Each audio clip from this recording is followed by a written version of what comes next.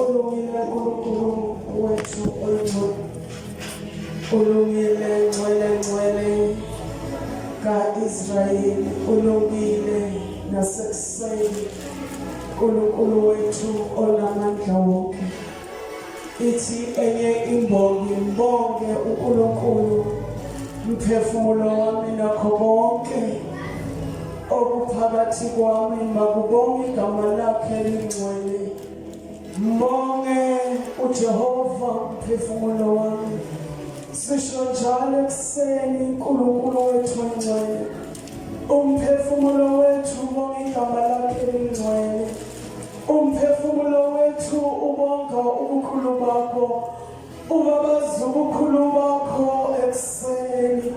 Sithi bayethe ngcwele ngcwele, sithi bayethe somhlekazi, sithi bayethe uNkulunkulu wethu onamandla wonke.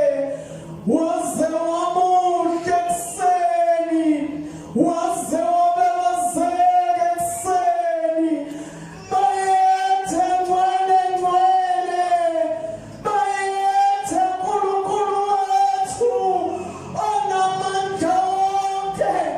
Siyakhothama esihlalweni sakho sobukhosi. Udlulile uNkulunkulu elalele emthini wentafo, lachitheka igazi lakho elingenacala. Ngalo lelo gazi wangena kwalesithathu, wasengela uNkulunkulu ngegazi lakho.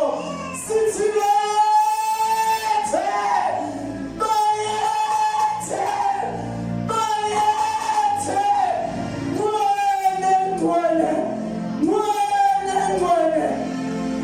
Siyabonga Mesiya olungileyo, owajabulisa Maria, wafika emthonjeni kaJakobe, wafumana abesifazane owalehlipisa phansi, wathi wozani nizobona ongitshele konke.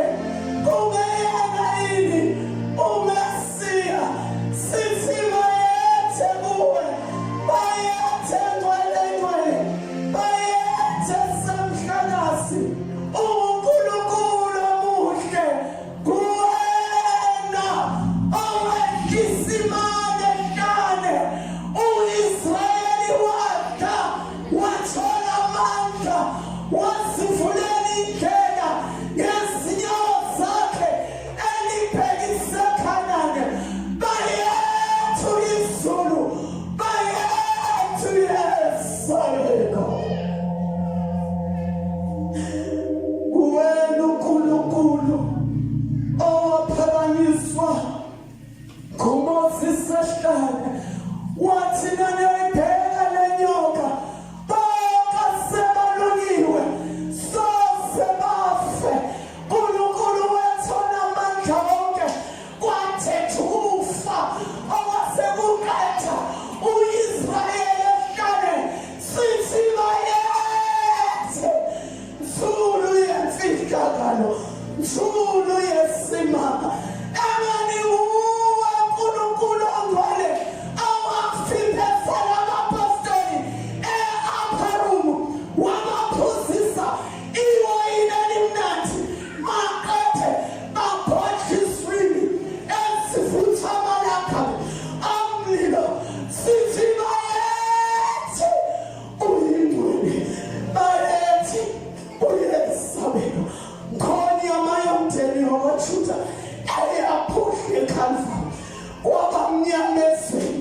Isihengo sethempeli sathabuka kabili, kwaba mnyama.